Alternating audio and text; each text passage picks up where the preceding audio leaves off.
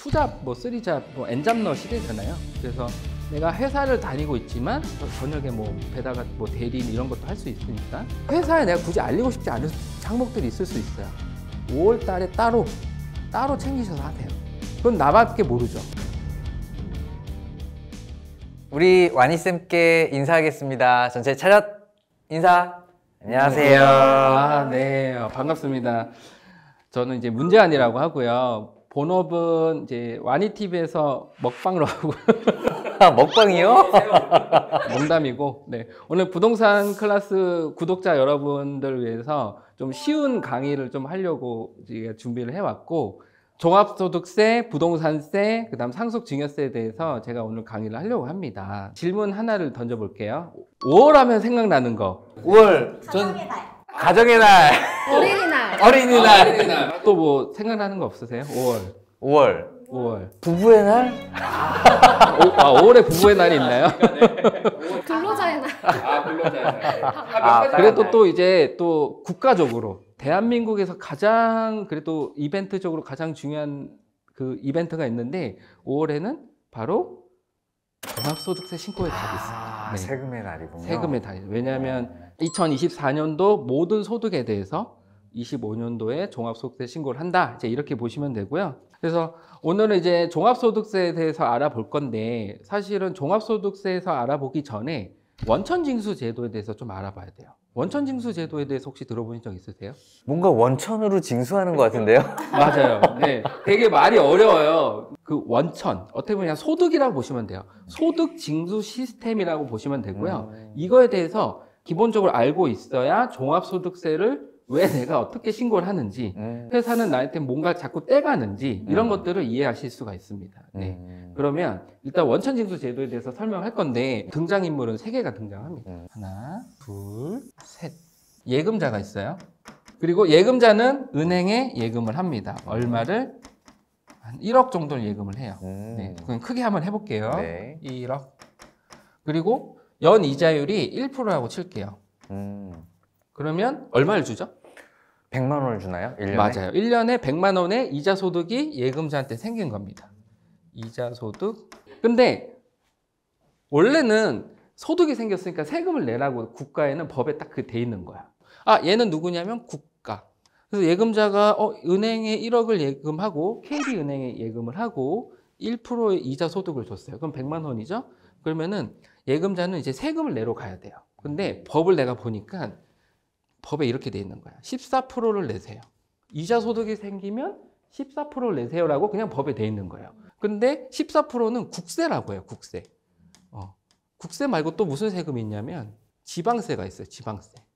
국세, 지방세는 이름만 들어봐도 알겠지만 국세는 국가에 납부하는 세금. 지방세는 지방에 납부하는 세금. 네. 국세는 14%라고 결정돼 있고요. 지방세는 국세의 10%를 내세요라고 돼 있어요. 국세의 10%니까 1.4%. 네. 다 더하면 15.4%. 네. 아, 좋습니다. 예금자는 이제 KB은행으로부터 12월 31일 날 100만 원을 받아서 100만 원 받았으니까 이제 나는 세금을 납부하러 뛰어가는 거예요. 국가로. 국가 뭐 국세청이라고 할게요. 국세청에 뛰어가는데 이제 세금 신고하러 온 사람이 한 500만 명 앞에 있는 거예요. 네. 이해되셨나요? 어떤 상황인지? 그럼 만약에 이렇게 국가를 이렇게 운영해서 세금 징수한다고 하면 이게 말이 안 될 거잖아요. 그래서 이거를 예금자가 소득이 생길 때마다 직접 내게 하지 말고 이렇게 해보자. 어떻게? 은행한테 얘기하는 거야. 은행아, 이자 소득을 줄 때 100만 원을 줄 때 다 주지 말고 15.4% 그러니까 15만 4천 원을 떼고 나머지 84만 6천 원을 만 예금자한테 줘라고 얘기를 하는 거예요. 법에. 내 주머니는 어차피 84만 6천 원 있으니까 나는 이제 된 거예요. 네. 물론 신고를 안 했지. 납부도 직접 안 했지만 오케이. 대신 은행은 국민은행 통장 A 계좌에 15만 4천 원이 남아 있을 거잖아요. 요거를 일정한 시기, 뭐 지급한 달에 다음 달 10일이든 어떤 일정한 시기에 은행이 국가에 신고하고 납부하는 거예요. 국가 입장에서는 은행이 신고하나 예금자가 신고하나 어쨌든 은행이 신고했기 때문에 신고가 들어왔어. 그 신고는 뭐냐면 예금자 A가 이자 소득 100만 원 생겼어요 라고 신고한 거고 납부도 했죠. 15만 원 4천 원을 납부. 15만 4,000원을 납부 하면은 국가에 이제 세금이 들어왔네요. 이 시스템 자체를 원천징수 제도라고 합니다. 네.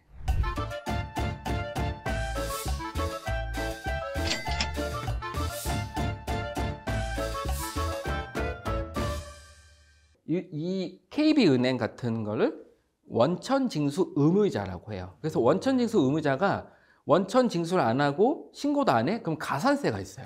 그래서 원천징수 권리자가 아니고 의무자라고 하는 거죠. 네. 자, 이제 그리고 이제 두 번째는 이제 회사를 다니는 근로자. 꼭 회사가 있어요. 근로자는 근로를 제공하죠. 그러면 월급을 받아요. 월 1,000이라고 할게요. 와, 월천. 꿈의 값입니다. 네. 네, 그냥 모두 행복하기 위해서 1,000원 하겠습니다. 우리의 로망으로. 네. 네. 똑같아요. 근로자도 1,000만 원 받았어요. 회사한테, 아까는 은행한테 그 얘기를 했잖아요.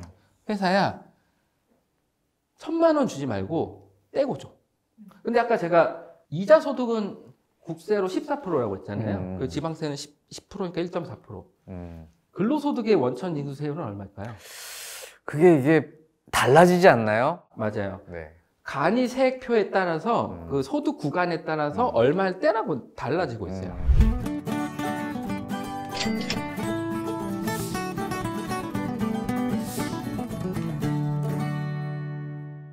근데 이제 여기까지 설명했으니까 이제 프리랜서 설명은 똑같아요. 1,000만 원을 이제 용역을 제공하면 1,000만 원을 받아요. 프리랜서는 법에 3%대라고 돼 있어요. 지방세는 역시 0.3%. 그래서 3.3%군요.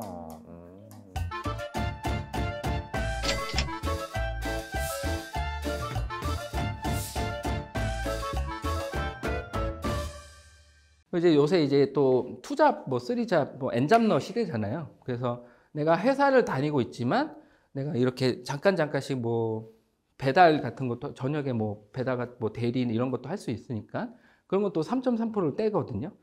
그럼 이분은 근로소득도 있고 프리랜서 소득이 있기 때문에 2월, 3월에 연말정산 근로소득을 종결하고요. 추가로 있는 이 프리랜서 소득을 5월에 합산해서 신고하면 돼요.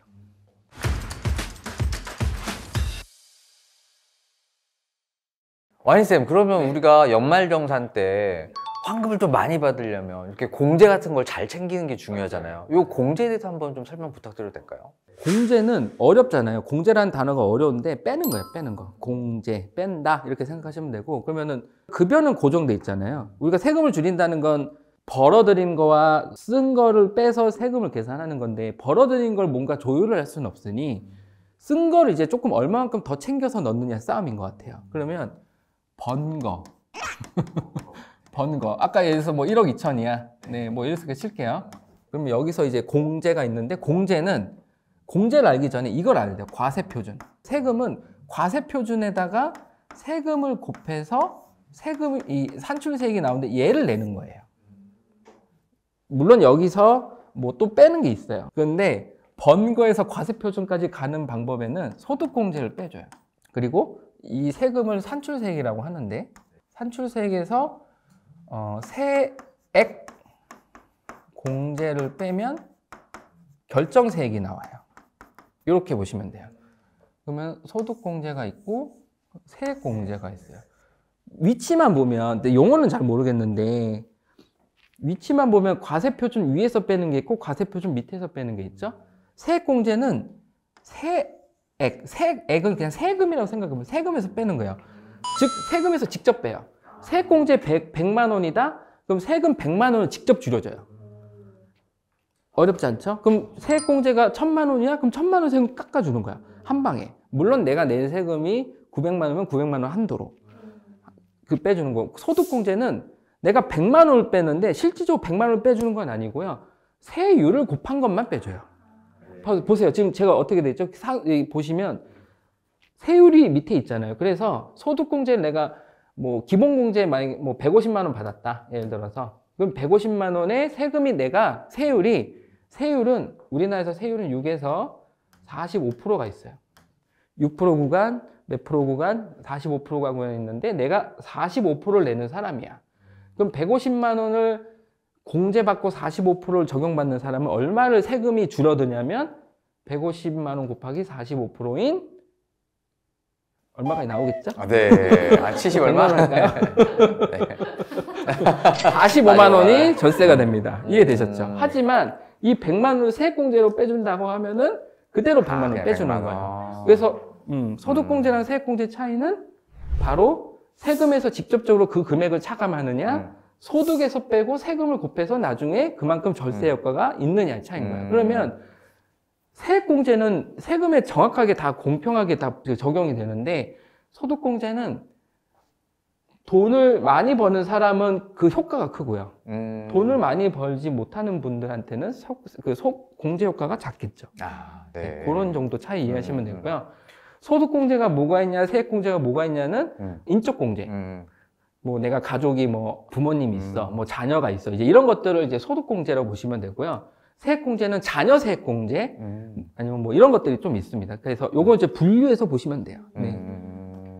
쌤, 그럼 만약에 부동산 관련 공제 이런 항목들도 좀 있어요? 아, 맞아요. 일단 그래도 우리가 여기 부동산 클래스니까 부동산과 관련된 것 중에 총 3개 정도는 좀 알아두시면 좋은 게 있는데 요거는 무주택 세대주. 무주택 세대주. 임차하기 위해서. 그러니까 월세나 전세 같은 거겠죠. 그래서 금융기관으로부터 요새 뭐 돈을 빌리잖아요. 그거에 대해서 내가 이제 상환을 하겠죠. 원금과 이자를. 그 상환액의 40%를 소득 공제를 해줍니다. 상당히 크죠. 근데 주택 마련 저축 납입액의 40%와 그다음에 아까 상환액 원리금 상환액의 40%를 더한 금액과 그러니까 400만 원을 한도로 두 가지를 더해서 해준다 이렇게 보시면 됩니다. 네. 두 번째로 이제 월세 무주택 세대주 똑같네요. 무주택 세대의 세대주가 국민주택 규모의 주택을 임차하기 위해서 지급하는 월세액의 15%와 17%를 해줍니다. 이거는 세액공제예요. 이거는 소득. 자, 이건 뭐라고 했죠? 집을 산 거예요. 여기까지는 무주택이고 집을 샀습니다. 너무 이제 행복한 거죠. 집을 샀는데 어떤 거냐면 취득 당시 기준시가 6억 원 이하의 주택을 취득해야 돼요.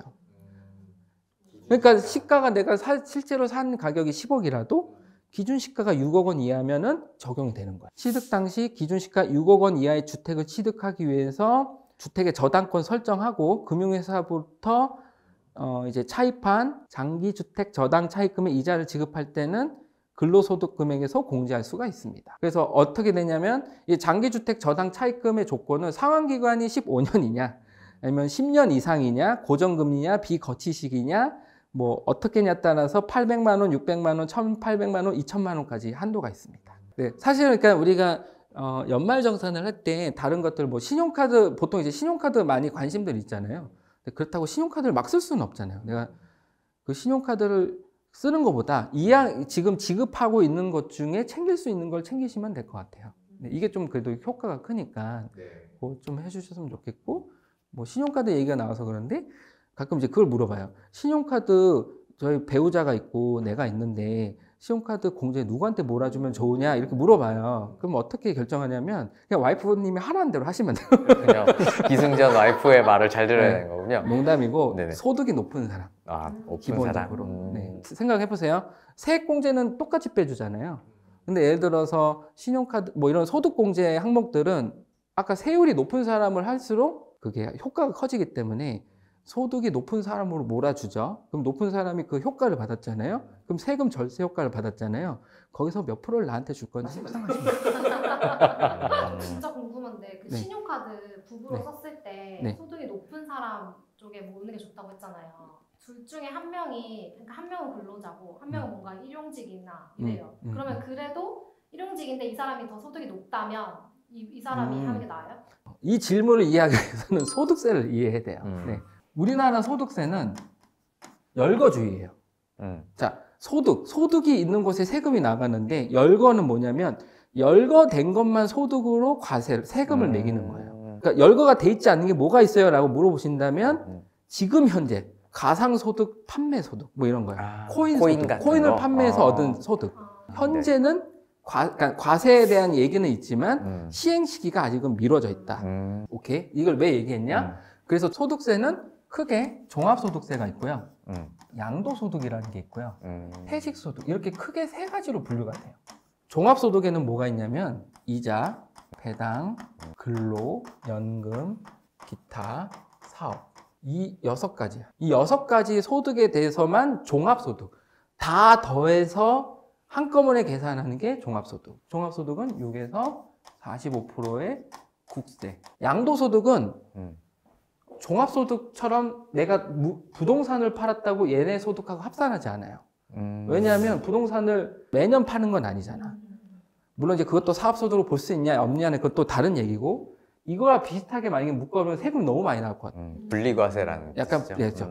분류라고 해요. 분류. 사실은 정확하면 분류과세라고 하고 퇴직소득도 마찬가지로 매년 퇴직하진 않잖아요.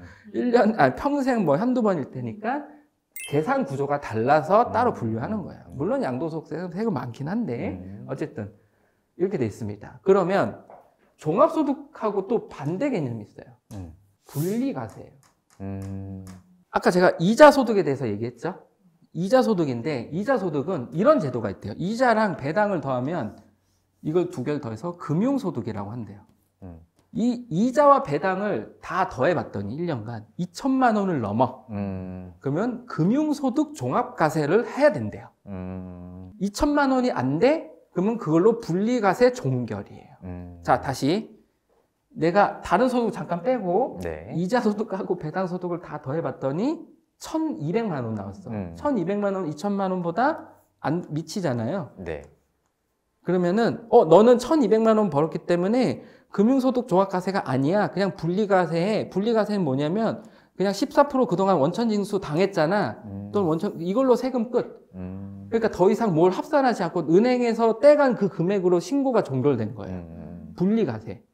근데 2천만 원을 넘어? 그러면 너는 다른 소득하고 다 더해서 세금 계산하고 그동안 납부됐던 세금은 기납부세액으로 차감해 줄게.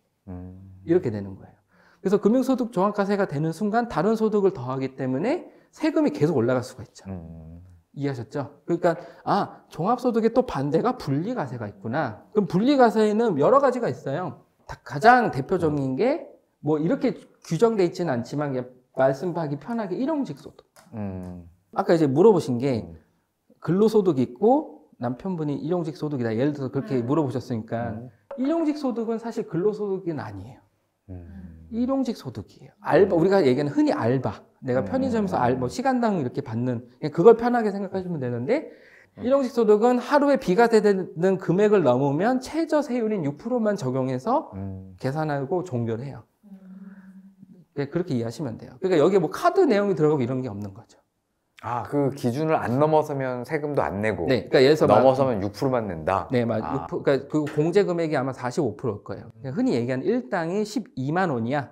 그러면 기준금 비과세 금액보다 작잖아요. 그러니까 세금이 없는 거야. 원천 징수할 것도 없는 거야.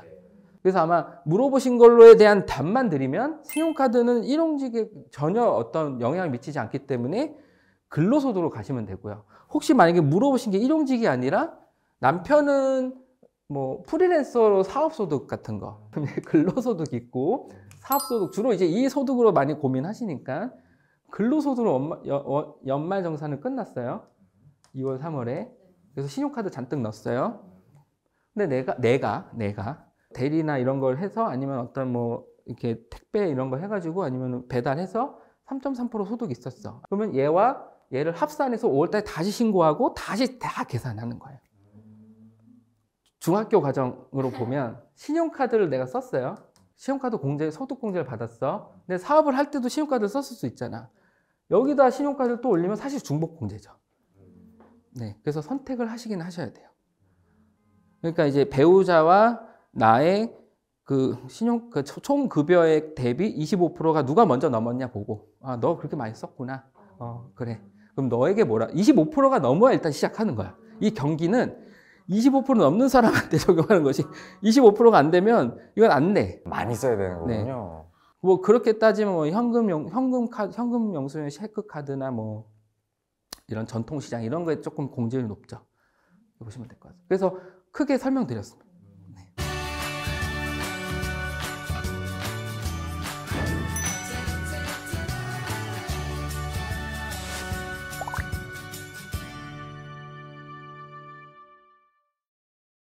그럼 선생님, 그 종합소득세를 우리가 내는데 그래도 좀 공제를 좀 많이 받고 싶어요. 네. 절세할 수 있는 좀 팁이 있나요? 죄송한데 그런 게 막 많지는 않은데 죄송합니다. 아, 근데 우리 선생님 아니, 죄송하실 일 없죠. 저는 절세 기본은 일단 기본적으로 챙길 건 챙기자는 거예요. 자, 근로소득 있고, 그래도 오늘은 5월 달을 대비해서 이 강의를 하는 거기 때문에 프리랜서 같은 사업소득자가 좀 중심일 수 있어요. 그래서 여기를 중심으로 설명드리고 여기도 설명드릴게요. 여기는 아까 세금을 줄일 수 있는 방법은 공제를 챙기는 거죠. 자, 세금은 24년에 이미 우리는 모든 게 확정됐어. 우리는 과거로 갈 수가 없잖아. 그리고 지금 현재 25년에 4월에 있는 거예요. 5월에 있는 거예요. 그러면 무슨 말이냐? 우리는 과거를 바꿀 수가 없어요. 바꿀 거면 지금 바꿔야 내년이 바뀌는 거지. 네. 결국은 기존에 있는 건 이미 이루어진 걸 잘 챙기는 게 핵심인 거예요. 그럼 공제를 결국은 찾아야 되는데 이 공제는 항목이 뭐가 있는지 내가 놓치게 있는 게 뭔지를 아까처럼 다 찾으셔야 돼요. 뭐 내가 주택 월세를 사고 있네. 월세 이런 거 되나? 이런 것들이 중요하고. 근데 웬만하면 요새는 홈택스 들어가면 연말정산 관련해서 자료들이 쫙 있기 때문에 거기에 웬만큼 다 있어요. 그게 맞냐 안 맞냐를 또 내가 검증할 수도 있겠지만 그거보다는 혹시 거기서 안 나오는 자료들 뭐 안경 뭐 이런 것들 뭐 이런 구입 영수증이나 또는 전산화되지 않은 자료들이 혹시나 제출되지 않았을 때 아까 월세 같은 것도 사실은 나오긴 하지만 내가 연말정산 회사에 신청하지 않으면 모르죠. 또는 회사에 내가 굳이 알리고 싶지 않은 항목들이 있을 수 있어요. 뭐 의료 기록들 아니면 여러 가지 기록들은 그냥 그거는 그럼 연말정산 기본만 하고요. 5월 달에 따로 챙기셔서 하세요. 그건 나밖에 모르죠. 5월 달 자료는 회사가 전혀 알 수가 없습니다. 네. 사업은 결국은 매출이 있고 비용이 있고 그래서 뭐 딱딱딱 해서 과표가 나오고 그래서 세금을 곱하겠죠. 매출을 뭔가 이렇게 하는 건 이상한 거고 그건 말이 안 되는 거고 결국 비용을 얼마만큼 더 챙기냐예요. 그게 절세예요. 그리고 나오는 세금 중에 세액 감면, 세액 공제 제도를 잘 활용하는 거가 중요해요. 예를 들어서 뭐 한 명을 고용할 때마다 더 세금을 깎아주는 제도가 있거든요. 통합 고용 증대 세액 공제 이런 것들도 되게 중요합니다. 그래서 이런 것들 잘 챙기시면 좋겠고 그러면 비용은 요건 좀 얘기하고 싶어요. 비용은 요건이 있어요. 첫 번째 적격 증빙을 썼느냐 그리고 사업과 관련이 있느냐 이 두 가지를 봐요. 내가 사업을 하는데 적격 증빙은 뭐가 있냐면 세금 계산서, 신용카드 영수증, 체크카드 영수증, 현금 영수증. 네, 요게 이제 적격 증빙이에요. 그런데 내가 예를 들어서 그럼 적격 증빙을 챙기지 않으면 예를 들어서 이런 거예요. 일본을 예로 들게요. 오키나와로. 네. 네. 근데 이제 어쨌든 현금을 달래. 그러면 내가 현금을 주기 때문에 현금은 어떤 영수증이 없잖아요. 영수증이 없기 때문에 이런 비용 처리를 못 받아요. 물건 살 때 현금으로 주면 내가 5% 싸게 해줄게. 이럴 수 있잖아요. 네. 그랬더니 그래서 내가 그럼 5%면 괜찮지 하고 5%를 내가 싸게 했어. 그럼 나는 100만 원이면 5%면 5만 원 할인 받았어요. 근데 사업하시는 분들은 그거보다는 비용 처리하시는 게 훨씬 이득이에요. 왜냐하면 내가 세율 구간이 45%야. 그럼 내가 100만 원 비용 처리하면 얼마를 이득 보는 거죠? 이득이 아니라 절세가 되는 거죠. 45만 원이 절세가 되니까 사실은 오히려 그냥 할인 받는 것보다는 그렇게 비용 처리할 수 있는 적격 증빙을 갖추시는 게 제일 중요합니다. 네. 그럼 만약에 그 간이 거 있잖아요. 간이 영수증. 네. 그런 거는 해당이 안 되나요? 네. 그럼 적격 증빙이 아까 제가 세금 계산서, 신용카드 영수증, 체크카드도 비슷할 거고 현금 영수증. 요게 적격 증빙이에요. 그리고 간이 영수증 이런 게 있어요. 약간 식당이나 이런 데 가면 이렇게 해서 요것도 영수증은 맞는데 적격 증빙으로 보진 않아요. 어쩔 수 없이 받아야 되는 경우도 있거든요. 뭐 그럴 수 있죠. 그러면 이제 그걸 받아서 만약에 경비 처리를 하면은 경비 처리는 한도 내까지는 인정을 해주되 가산세를 붙여요. 적격 증빙 불비 가산세가 있어요. 네, 그런 약간의 디테일이 있습니다. 뭐 그래서 그럴 수는 있죠. 뭐 접대비라는 게 있어요. 접대비 한도가 있어요. 내가 거래처에 어떤 결혼식을 갔어. 20만 원 정도 딱 드렸어요. 그리고 제가 저기 우리 세무사가 이거 증빙 챙겨야 되는데 제가 신용카드로 제가 축의금 납부하겠습니다. 이럴 수 있나요? 보통 이제 이러기 어렵잖아요. 물론 신용카드 단말기가 위에 딱 있으면 깔끔하겠지만 그래서 보통 이제 이런 청첩장 이런 것들은 접대비로서 이렇게 적격증명으로 이제 뭐 인정되는 한도는 있습니다. 뭐 그런 정도지 대부분 적격증명 쓰셔야 되고요. 그렇게 썼어. 더 중요한 건 사업과 관련이 있어야 돼요. 노트북을 샀어요. 근데 이게 가사 목적일 수도 있잖아요. 이런 건 경비 처리가 안 되고요. 내가 사업장에서 쓰려고 노트북을 샀어요. 이런 건 경비 처리가 됩니다. 입증은 사업자가 하시는 거죠. 네. 이렇게 해서 비용 그러면 절세하는 거는 결국은 기본을 먼저 챙기셨으면 좋겠다. 그리고 나서 각종 공제 요건, 뭐 감면제도 이런 것들이 진짜 많거든요. 뭐 아까 그런 고용증대 세액공제나 사회보험료 세액공제 뭐 이런 여러 가지 감면 규정들이 있기 때문에 그런 걸 따로 잘 챙기셔서 진행하시면 아마 뭐 청년 관련된 감면 제도도 많기 때문에 그런 거 잘 챙기셨으면 좋겠어요. 여기 다 청년이시니까. 네, 그렇죠. 마음은 청년. 네. 선생님, 되게 궁금한 게 있는데 이쯤 되면 또 여러 군데에서 또 연락이 와요. 세무기장 조금 세금 신고를 좀 많이 깎아주겠다. 그래서 또 이렇게 의뢰를 해보면 홈택스에서 하는 것보다 더 많이 세금 환급을 받을 수가 있는 거예요. 어떻게 하는 게 유리해요? 신고 유형은 자 보시면 괜히 지웠네. 이자. 일단 나는 소득이 얘밖에 없어. 그럼 이 사람들은 2월, 3월에 이미 끝났어요. 5월 달에 뭐 날라오고 할 게 없는 거죠. 맞죠? 날라오더라도 좀 어쨌든 이제 2월, 3월에 이미 연말정산이 끝난 사람들이고, 근데 내가 근로소득이 있는데 내가 이자 배당 소득이 2천만 원 넘었어. 이런 분들 날라올 수 있어요. 왜냐면 나는 여기까지는 회사에서 했겠죠? 근데 이걸 신고를 안 했잖아요. 그러니까 이렇게 합산해서 신고하세요라고 날라와요. 네. 환급 관련된 개념보다는 이거는 사실은 어떻게 보면 그냥 일상적인 거고, 환급이나 이런 지금 말씀하시는 이런 것들은 주로 어디서 발생되냐면 사업소득. 왜냐면 장부를 작성해야 되기 때문에. 이자 배당은 장부를 작성하는 게 아니잖아요. 그래서 내가 매출이 얼마고, 아까 제가 그랬죠. 비용을 어떤 사람은 같은 비용적인 금액을 써도 어떤 사람은 적격증명을 잘 갖춘 사람이 있고, 어떤 사람은 적격증명 하나도 안 갖춘 사람이 있겠죠. 장부를 작성하면 이 사람하고 이 사람은 세금 차이가 나겠죠. 그러니까 당연히 세금 차이가 날 수밖에 없는 거예요. 이 사람들은 세금 차이가 그렇게 막 장부를 작성하는 게 아니기 때문에 나는 건 아니고, 그러면 사업소득자는 크게 의무가 두 가지가 있어요. 첫 번째는 복식부기 의무자, 그 다음에 간편장부 대상, 이렇게 나와요. 의무가, 신고 의무가. 그래서 복식부기는 의무는 뭐냐면 장부를 작성해서 신고하세요가 돼요. 뭐 재무상태표, 손익계산서, 뭐 재무제표, 그러니까 재무상태표, 뭐 이렇게 뭐 이익잉여금 처분계산서 이런 것들을 작성해서 신고하는 게 복식부기 의무자. 근데 매출이 너무 작거나 영세한 일정 기준의 업종별로 다 다르거든요. 그런 사람들은 이렇게까지 하면 너무 힘드니까 간편하게 신고할 수 있는 장부 개념이 있어요. 가계부처럼 쓸 수 있는 거, 얘기를 하자면 그런 거. 요거는 완전히 진짜 제대로 된 회계 원리에 따라서 장부를 딱 만들어야 되는 복식부기 의무자예요. 이것도 어려워할 수 있어. 그래서 신고를 추계로 하는 사람도 있어요. 네, 업종별로. 그러니까 예를 들어서 이런 거예요. 예를 들어서 저는 이제 본업으로 인플루언서니까 예를 들어서 제가 업종 코드가 인플루언서 업종 코드다라고 하면 전국에 5월 달에 모든 연예인 인플루언서 관련된 사람들이 쫙 신고할 거잖아요. 근데 어떤 사람은 소득률이 60%, 어떤 사람은 소득률이 40% 이런 게 있겠죠? 그런 소득률을 업종별로 이렇게 테이블로 해서 업종별 경비율 이렇게 해서 테이블이 있어요.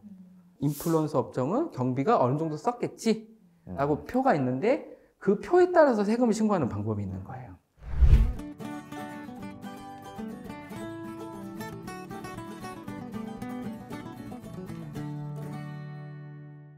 그러면 이제 안내문이 날라왔을 때 내 의무가 복식이 아니라 간편장부 대상자야. 이런 사람들은 이렇게 신고하는 게 원칙이죠. 이렇게 신고하거나 이렇게 신고할 수가 있어요. 물론 이렇게 있는 사람이 이렇게 신고했을 때 옆에 만약에 가산세가 뭐 추가됩니다 하면은 가산세를 물 수도 있어요. 왜냐하면 너는 의무가 이건데 왜 이거대로 안 하고 이걸 했어? 이럴 수가 있어요. 근데 특히나 이제 복식부기 의무자는 복식부기 의무자가 간편장부로 신고하면 가산세가 붙어요. 그러면 다시 추계로 신고하면 좋잖아요 라고 했을 때 나는 예를 들어서 추계보다 더 비용을 더 많이 썼을 수도 있잖아요. 그러면 그때는 장부를 작성해서 신고하는 게 훨씬 더 유리하죠. 간편장부 대상자가 나는 간편으로 신고하면 되는데 굳이 어려운 길을 가겠다고 복식부기를 선택했어. 너는 간편으로 신고하면 되는데 왜 이렇게 어려운 길을 갔니? 넌 훌륭한 아이구나 하고 칭찬을 해주는 거죠. 그 칭찬이 기장세액공제예요. 20%의 세금 중에 20%를 깎아줘요. 기장세액공제를 해줘요. 어려운 길을 넌 갔기 때문에. 그럼 다시 아까 뭐 연락이 많이 와. 연락 많이 오면 좋죠. 그럼 선택하시면 되는데 내가 현재 나는 뭔가, 나는 현재 어떤 위치인가를 보고요. 그리고 나는 간편장부 대상자인데 그냥 홈택스도 정말 잘 돼 있거든요. 홈택스 뭐 전화 이렇게 해도 되고 뭐 요새 간편 환급 다 돼 있으니까 하셔도 되고 그래도 장부를 만드는 의미는 여러 가지가 있는데 그래도 하셔야 되는 것 중에 하나가 일단은 내 사업에 이게 사업이잖아요. 내 사업이 현재 어떤 상황인지 파악을 하셔야 되는 거고 기본적으로. 두 번째는 결손이 생긴다. 그러면 결손을 다음 연도에 이익과 상계할 수 있어요. 장부를 만들었기 때문에. 뭐 이런 게 있습니다. 그래서 맡기는 게 좋은 건가? 아니면 홈택스에서 그냥 내가 신고하는 게 좋은 거? 이제 이렇게 볼게요. 자, 이제 자본주의 사회니까 이제 제 생각이에요. 내가 누군가를 고용을 해. 고용을 한다는 건 내가 돈을 주고 그 사람의 시간을 사는 거잖아요. 자, 이 세금 신고도 내가 해도 돼. 나의 시간을 투입해서 내가 해도 되고요. 이거는 선택인 것 같습니다. 뭐가 낫냐는 의미는 없는 것 같아요. 근데 다만 이 복식부기 이거를 신고하기 위해서 들여야 되는 그 시간이 있거든요. 만약에 신고하기 위해서 내가 들이는 노력이 막 한 몇 달 걸려. 그게 맞냐는 이제 생각해 보셔야 될 것 같아요. 너무 어렵다면 이제 전문가에게 맡기시는 게 저는 좋다고 봅니다. 네, 한 방에 정리하는 건 어렵지만 해보겠습니다. 네. 무조건 주민등록상이에요. 그러니까 실제로 살고 있느냐 없느냐를 따지진 않아요. 양도소득세 세대에서는 이 세대는 실질을 따져요. 네.